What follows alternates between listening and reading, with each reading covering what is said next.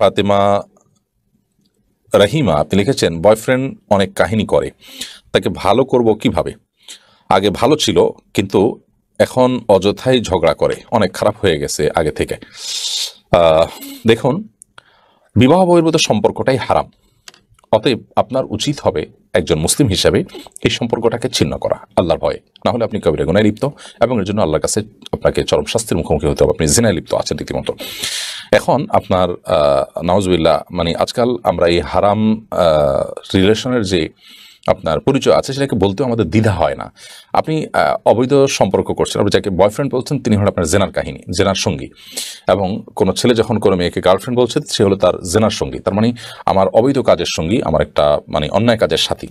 তো এটাকে এত আপনার স্বাভাবিকভাবে বলছেন, তাও একটা ইসলামিক প্রশ্নোত্তরে, তার মানে হয়তো আপনার জানার ঘাটতি আছে। বোন, আমরা আল্লাহ ভয়ে আপনাকে লালন করার জন্য বলবো, এবং এরকম সম্পর্ক থেকে বেরিয়ে আসুন।